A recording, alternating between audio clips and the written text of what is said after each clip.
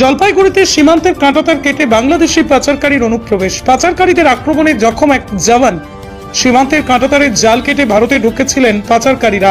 BSF জওয়ানরা তাদের আটকালে হামলা চালানো হয় বলে অভিযোগ, আর তার জেরেই গুলি চালাতে বাধ্য হন বিএসএফ জওয়ানরা। ঘটনায় এক পাচারকারী মারা গিয়েছেন। হামলায় জখম হয়েছেন এক জওয়ান। চাঞ্চল্যকর ঘটনাটি ঘটেছে জলপাইগুড়ি রাজগঞ্জের কুকুরজানা অঞ্চলের খালপাড়া বালাসন বিওপি এলাকায়। বিএসএফ সূত্রে জানা গেছে, মধ্যরাতে বাংলাদেশ থেকে 8-10 জন পাচারকারী এদেশে ঢোকার চেষ্টা করেছিলেন। গরু চুরির উদ্দেশ্যে নিয়ে তারা এদেশে ঢুকছিলেন বলে অনুমান। কাঁটাতারের জাল কেটে কয়েকজন এদেশে ঢুকে পড়েছিলেন। সেই সময় টহলদারি বিএসএফ জওয়ানদের সেই ঘটনা নজরে আসে। জওয়ানরা তাঁদের বাধা দিতে গেলে হামলা চালানো হয়। ঘটনায় এক জওয়ান জখম হন। এরপরই পাচারকারীদের লক্ষ্য করে গুলি চালায় বিএসএফ।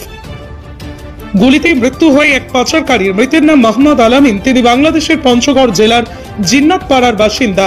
আরো কয়েকজন পাচারকারীর গুলিতে জখম হয়েছেন বলে অনুমান। তাঁদের খোঁজ চালানো হচ্ছে, যদিও তাঁরা সীমান্ত পেরিয়ে চলে যান বলেই খবর। যখন বিএসএফ জওয়ানকে হাসপাতালে চিকিৎসার জন্য নিয়ে যাওয়া হয়, প্রাথমিক চিকিৎসার পর তাঁকে ছেড়ে দেওয়া হয়।